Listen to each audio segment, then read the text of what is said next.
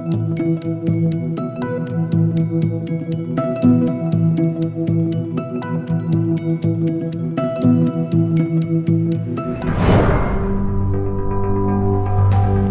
emision mundësohet nga ISP Broadcast.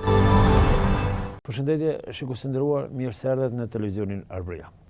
Sonte kemi të ftuar Ramiz Selimin, ku do të diskutojmë lidhur me botimin e librit të fundit Kthimi i Trurit, dhe zërin intelektual për çështjet të cilat shqetësojnë opinionin e gjerë, jo vetëm këtu, po edhe jashtë vendit. Përshëndetje zoti Selimi, faleminderit që gjetët kohë të jeni pjesë e televizionit Arbëria. Përshëndetje Rasim, faleminderit për ftesën. Përshëndes gjithë shikuesit e televizionit juaj. Kthimi i Trurit është libri që keni botu më së fundi, libër publicistik, i cili përfshin shkrimet e juaja të cilat keni shkruar, keni botuar edhe më herët dhe i keni përmbledhur pas 2 romaneve më përpara. Çfarë ju shtyri që të ikni nga zhanri apo gjinia e romanit të ktheheni në publicistik? Është interesant, Rasim, e gjithë historia e shkrimeve ka filluar shumë herët tek unë. Menjëherë gjatë kohës së luftës, atëherë kur unë e përfundova gazetarin, isha një person që mbuloja gjitha ngjarjet e mërgjimtarëve në Perëndim, sikur ato organizative, po edhe aktivitetet të ndryshme, duke filluar nga aktivistë të ndryshëm. Ajo që më shtyri mua të përmbledh gjitha ato shkrime, ka qenë një rast kur unë e pash që shumë prej shkrimeve të mia kishin filluar të humnin, mes qenë se gazetat e shkruara mungojnë në portalet online, shumë prej tyre mas një viti 2 nuk qëndronin as në arkiv.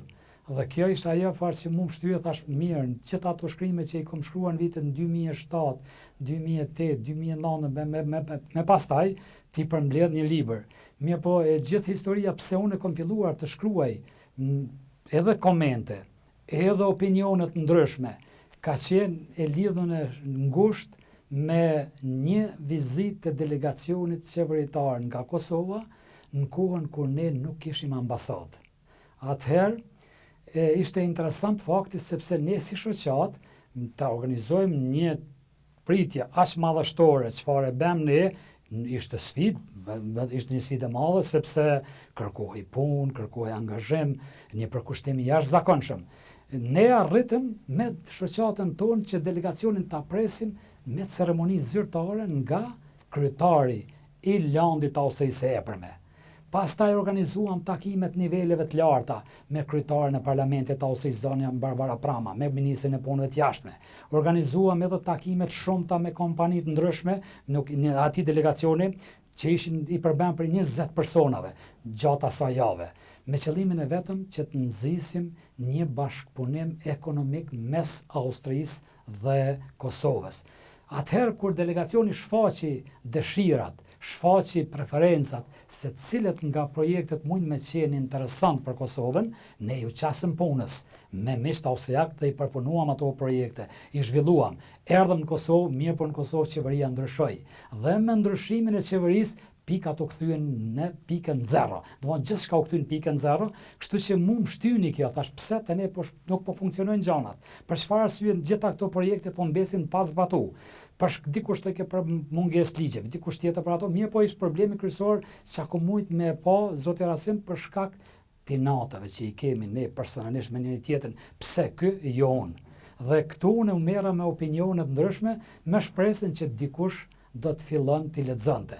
Pastaj kam shkruar shumë opinione për jetën e mërgjimtarëve, që është e ndryshme. Dhe Zotë Selimi, në kuadër të librit Kthimi i Trurit, përfshini shumë tematika të ndryshme, ne do të mundohem të shkojmë një nga një apo të trajtojmë disa prej tyre të cilat mendohem që janë më të rëndësishme, por para se të hyjmë në analizën edhe në diskutimin lidhur me librin. Cila është jeta? Sepse ju keni jetuar dhe jetoni ku pas ku edhe jashtë në shtetin e Austrisë. Cila është jeta e shqiptarit? Në Mërgat. Është interesant, shumë mirë, faleminderit për këtë pyetje. Dikon në vitin 2015, vajza imeve gjatë masterit, domethënë që i vyken një punim për master, me sbashku me disa mike austriake, ban një lloj studimi për jetën e shqiptarëve, se si jetojnë. Dhe atë studim e kom marrë dhe kom analizuar me vëmendje. Kom hi dhe vetë si gazetar që isha, e kom përpunu për mes takimeve të shumta me shqiptarë. Dhe kom pa që dikun 6% e shqiptarëve që i kemi në diasporë janë të asimiluar. 23% e shqiptarëve janë mirë të integruar. Gjitha që i them këto janë sipas atij studimit të studentëve. Domethënë 23% janë mirë të integruar. Çfarë do të thotë mirë të integruar? Do të thotë ata punojnë, jetojnë dhe bajnë jetën sipas ligjeve dhe vendeve ku jetojnë, duke mos e anashkaluar kulturën e vet, identitetin e vet. Një pjesë tjetër, dikun 60%, unë i kam quajtur, ata janë as mish as peshk, janë do të thotë pjesërisht të integruar. Kjo i bjen në një fushë sportive ose në një drejtim të caktuar kulturor, ata janë të integruar për shkak të fëmijëve dhe jo më tepër. Kurse pjesa tjetër janë diku 13% nuk janë fare të integruar. Me një fjalë, ky 13% mund të quhet edhe ajo fjala që e ka përmend Valon Sylla, garnaçat, po jo tjerë. Tjerët janë më të vërtetë janë një pjesë shumë është e shkolluar, është domethënë jo numri i madh, po ata që janë do të thotë ka jashtëzakonisht njerëz të zot në Perëndim që i kanë përfunduar të gjitha drejtimet e duhura në profesione të ndryshme. Po thuaj se tani jemi në brezin e tretë, vitet e para, viteve 70-ta, migrimi e para që kanë shkuar në masë më të madhe. Më pas fëmijët aty tani nipat e tyre janë në moshën 25-30 vjeçare, që është si gjeneratë e tretë. Sa po mund të gjenë veten në shtetet perëndimore, përkatësisht në shtetin austriak? Shumë interesant kjo pyetje, sepse me të vërtet ne kemi domethënën dallojnë shteti prej shtetit, domethënë secili shteti ka disa ligje, disa rregulla më strikte në krahasim me tjetrin. Mirë, por nëse marrim për bazë, do të thotë gjenerata e dytë dhe gjenerata e tretë i ka të gjitha mundësitë.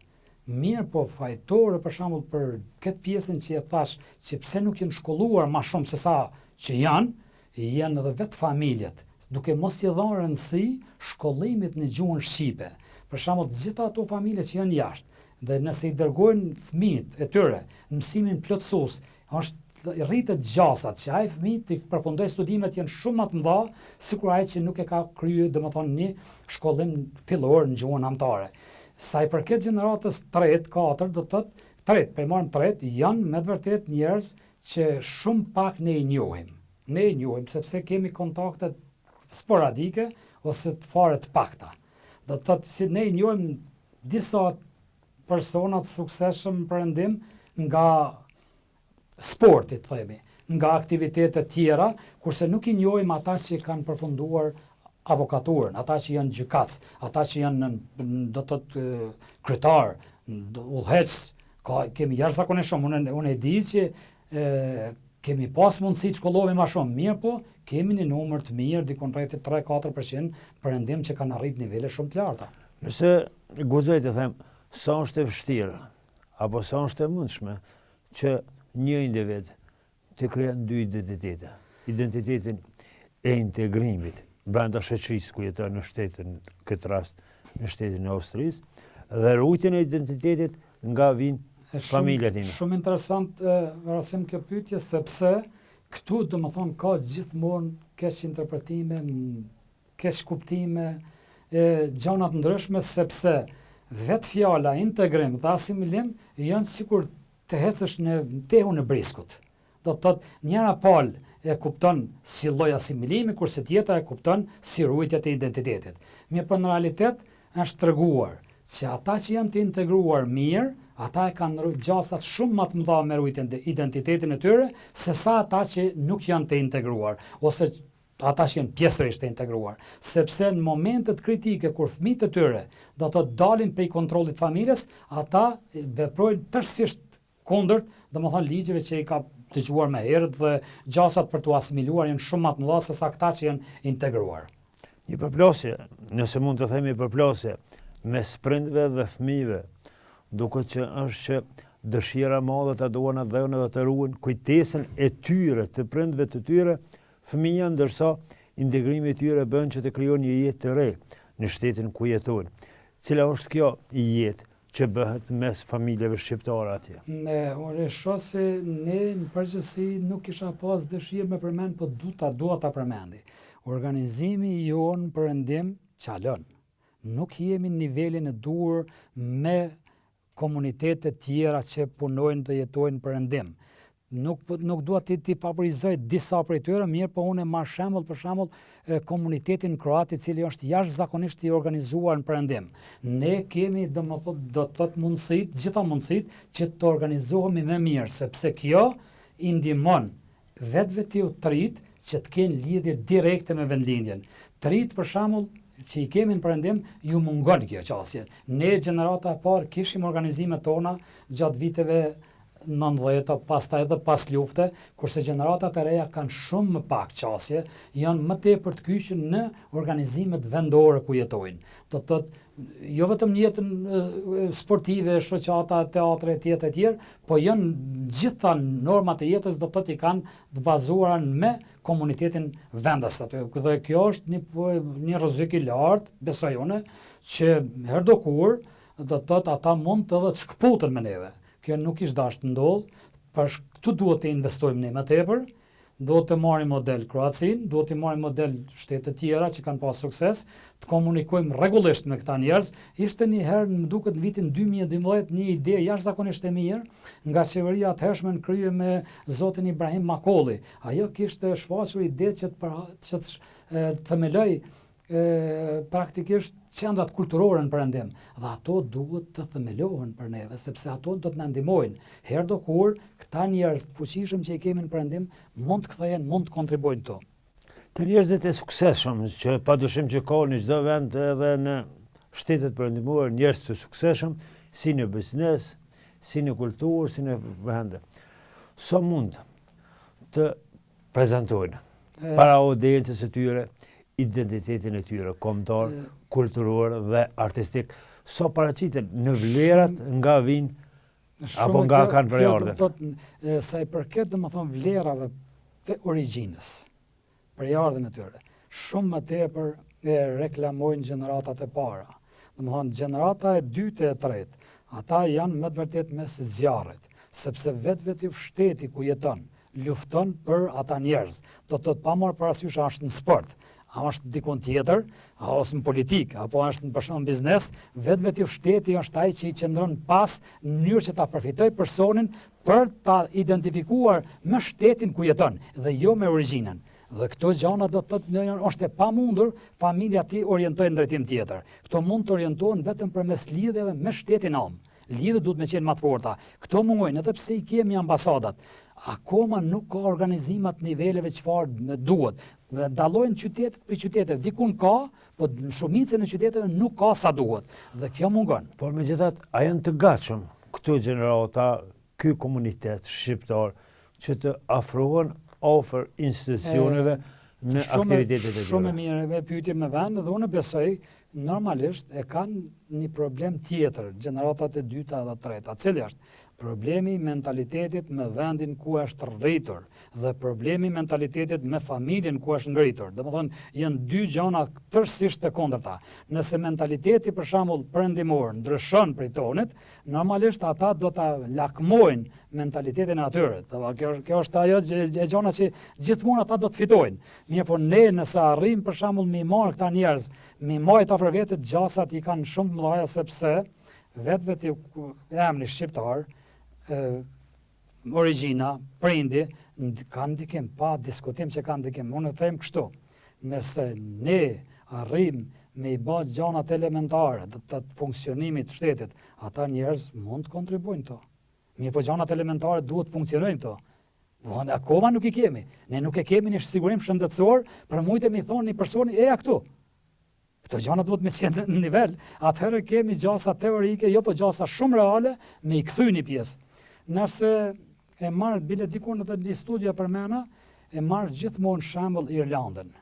Irlanda për mua është një prej vendeve më të suksesshme që ka punu dhe ja ka dalë me e kthy mërgatën e vet në vendlindje, me e kthy mërgatën e vet edhe ata që janë shpërngul edhe para 100 viteve. Dhe kjo ka ndodhur fal një personi suksesshëm siç ishte Murray Robinson. Do të thotë, unë për vete, kur e kom pa në vitet e 2000, prej vitit 2000 dhe në 2010, kur e kom pa Irlandën në qendër të vëmendjes të mediave botnore, jam interesu shumë me ditë se çfarë po ndodh. Pse ky vend aq shumë po përmendet si histori suksesi. E pash që vendi kishte pas probleme të jashtëzakonshme. Do të thotë, shumica e qytetarëve kishin ikë, disa në fillim për shkak të konfliktit që e kishin veri me britanist, kurse pjesa tjetër kanë ikë për shkak të gjanave dobta që i kishin, siç ishte korrupsioni, nepotizmi, ishte selektimi, dhe gjitha këto gjana do të thotë kanë ikën aq shumë prej 6 milionë gjysmëve, se Irlanda e kishte në vitin 1900 6 milionë gjysmë banor.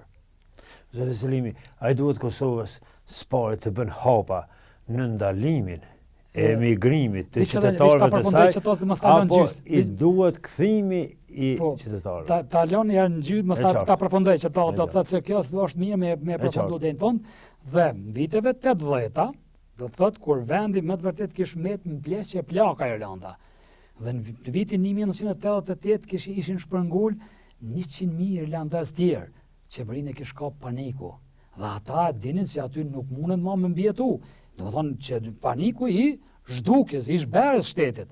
Dhe ata morin vendim që qeveri tjera mos me nda ndihma, po me investu në kokat e tyre që i kanë jashtë edhe brenda, sepse vetëm në këtë mënyrë ne mund t'ja dalim nëse marrim shembull Irlandën.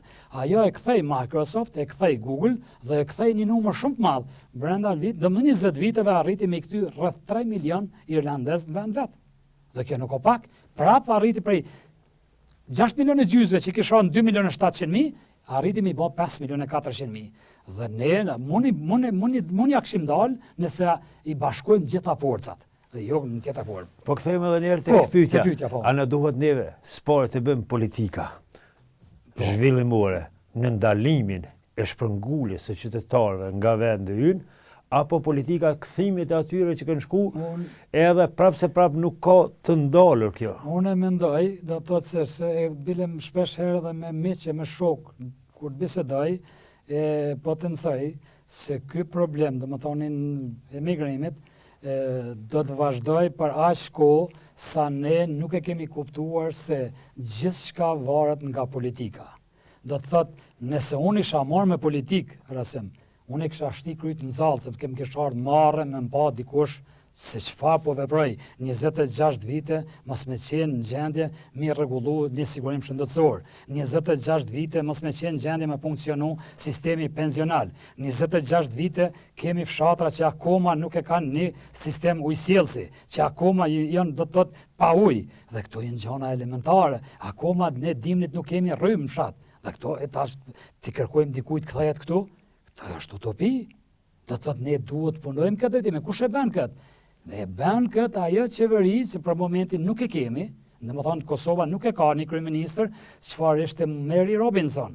Dhe ai ekziston mesin ton. Mirë, por ne duhet ta gjejmë, ta nxjerrim sipërfaqe. Dhe vetëm atëherë kur të nxirret mbi sipërfaqe ai person, ne do të mund jo vetëm prosperojmë këtu dhe ta ndalojmë emigrimin, por do të mund të kthejmë edhe njerëz tjerë që i kemi jashtë. Pikërisht për këtë thash sepse Kosova ka 1000 probleme të cilat ndoshta asanimi i tyre do ta bën që të ndallet spori migrimi e më pas të mendohet për kthyrjen e tyre. Kthehëm tek libri zoti Selimi. Cilën periudhë kohore përfshin shkrime, artikuj, publicistik.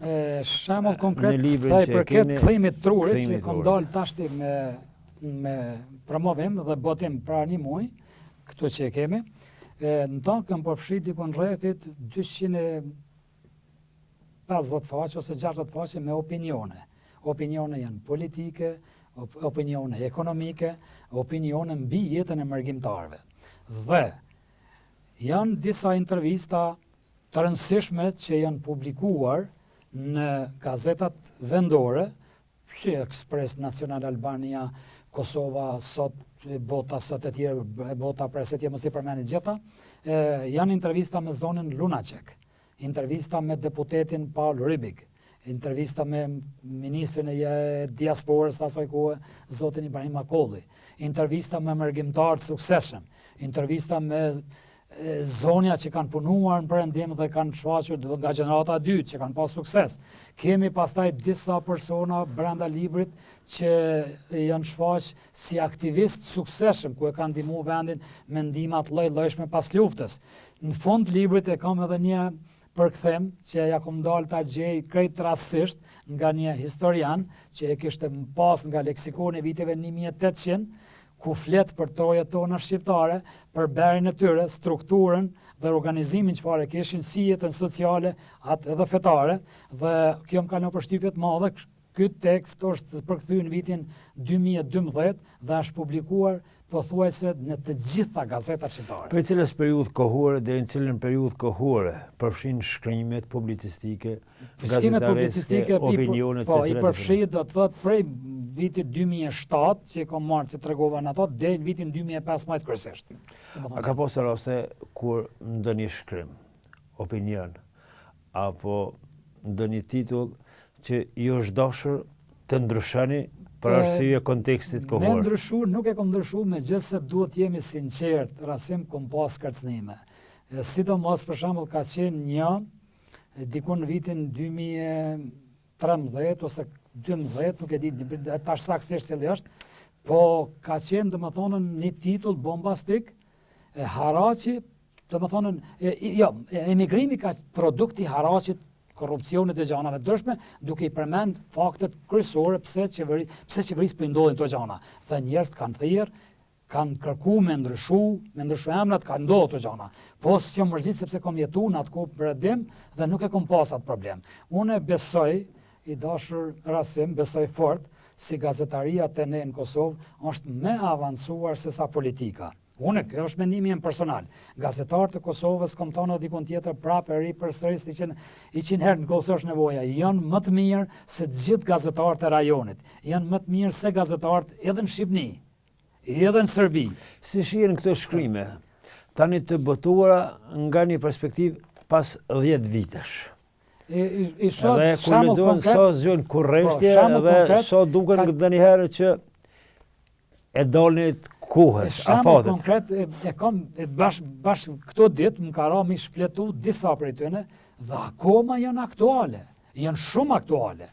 Madje një prej teksteve të para që është aty, ta ndryshojmë veten apo botën, e lexova 3 herë, sepse më të vërtet është shumë aktual, edhe sot e kësaj dite.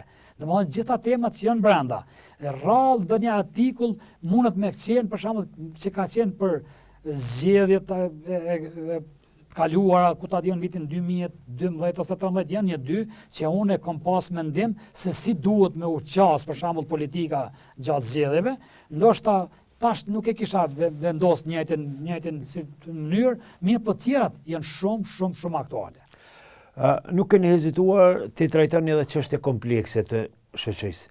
Cilat janë këto çështjet më komplekse të cilat i keni trajtuar të shoqërisë? Çështjet komplekse kanë qenë shembull konkret. Edhe sa kanë ndryshuar këtu apo janë aktuale, siç e tha që ka raste që çështjet komplekse normalisht kanë qenë, sidomos unë për veti këy nga këndvështrimi im, ka qenë marrja do të thotë dhe kritika drejt për shembull gjatë në atë kohë, sepse akoma nuk ishte koha kur njerëzit e kishin guximin ta kritikojnë hapur një person ose një udhëheqës caktuar.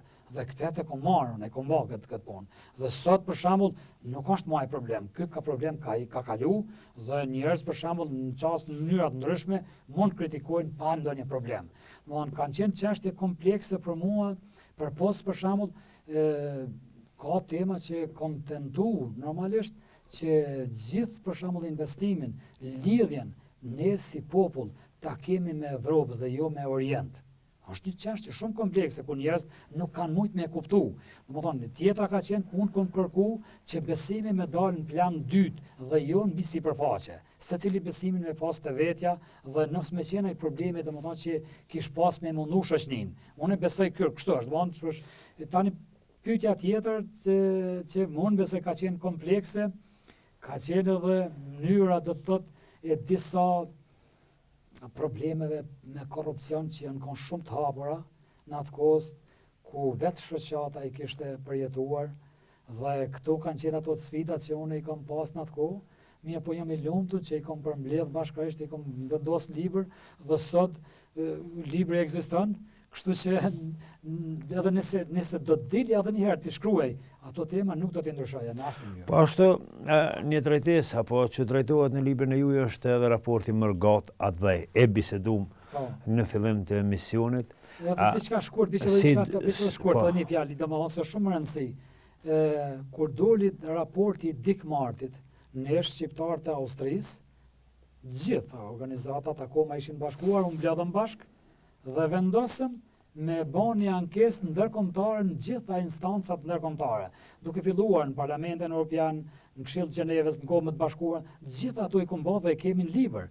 Konrad do të thotë, pa di se Dick Marti sepse ka qenë trilluar, ka qenë domosdoshmë gjan që neve na ka bre dhe kom qenë i vetmi person që e kombon një ankesë oficiale në gjitha organizatat ndërkombëtare. Kjo është këtu është kuma. Raportet Mërgat Adhej. A mendoni janë të shëndosha dhe a mendoni që do të jenë afatgjate apo dal ngadal do të krijohen identitete të reja, kodër të Mërgatës ku jetojnë dhe Adheju do të jetë pjesë e kujtesës historike për ta? Unë besoj shumë se kjo ka qenë një temë që më prek mu direkt, zoti Rasim mu më prek kjo. Shumë sepse edhe unë kam një lloj brenge në këtë drejtim për shkak të fëmijëve që janë rritur në perëndim. Dhe unë kujtoj që një numër i atyre njerëzve që kanë lidhje direkte me vendindjen do të kenë do të raporte. Mirë po, ne nuk guxojmë në asnjë mënyrë të themi me ata që njihemi, ti trajtojmë si të huaj.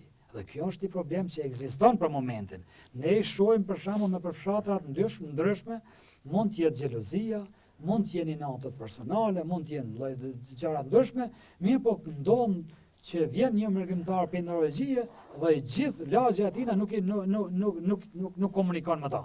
Për shkak, domethënë, gjërave që unë nuk më as mi jam nuk pse. Nuk di si ti emrojnë. Domethënë, gjëra që unë nuk më mi pa si normale në këtë drejtim. Dhe ne duhet të ndryshojmë qasje. Pse? Nëse ne për shembull një Gjermani ose një Italiani i flasim në mënyrë korrekte, ti flasim edhe ne mërgjimtari. Të kemi raportet e mira, sepse ai herë do kur mund të jetë një irlandez që do ta gjej vendin këto. Zoti Selimi, për fund, emigrimi, shpresë apo dëshpërim? Emigrimi, për unë them kështu, të gjithë ata që kanë një mundësi, të thotë me mbi jetu këtu, është më mirë të qëndrojnë këtu, po me të vërtet, kjo është ajo mendimi jam, mirë po, edhe ata i kuptoj. Po flas për komunitetin që jetojnë jashtë. Po, emigrimi për komunitetin që është më tepër dëshpërim për gjeneratën e parë. Po jo shpresë, po dëshpërim jashtëzakonisht i madh, sepse secili që kemi ikur në atë kohë, sikurse unë, do të thotë prej kushteve jo vetëm ekonomike, po kushteve tjera, politike etj.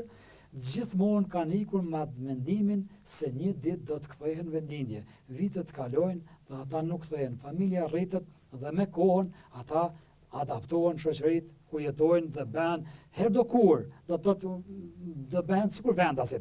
E kam edhe një rast shumë interesant që e kam shkruar në libër, një familje të thot nga Leskoci, një fshat Leskocit, në vitin 1881, madje një pjesë e familje ka punuar me mu në menaxhment kompanisë. Një Edgar Hemmerli ka emrin, thot kështu thot, ne kemi përjardhen prej një fshatit Leskocit. Mirë për në vitin 1878, aty kur ka qenë ato far luftat e mëdha, domethënë Sanxhak, familja e fshatit tyre kishte pasur dikon 56 shtëpi. Prej tyre 12 musliman, tjerë shqiptar ortodoks. Muslimanët i kishin vrarë 2-3 familje, tjerë i kishin përzan, i kishin hjek. Kurse pjesën tjetër serbe, që kanë vetë aty shqiptarë me ortodoks, i kishin shtit të konvertohen, të asimilohen serb. Familja e tij, Edgar, që krishterë ortodokse, nuk ka desh, ka thonë më mirë po ikën përëndim që vetëm mos të bëhem serb. Ajo kja kish dalni me ikën në Francë, prej Francë u kthy në Austri. Dhe e ka rujt do të dëgjohen Shqipe deri në vitin 1949, po i bjen dikon 70 vite.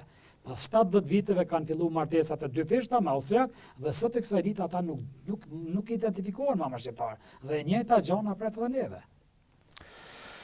Zoti Selimi, faleminderit për kohën dhe opinionin e ndarë, përgëzime për librin dhe urojmë suksesin e të ardhmen. Shumë faleminderit, ishte kënaqësia imja, dhe faleminderit shumë Rasim për ftesën.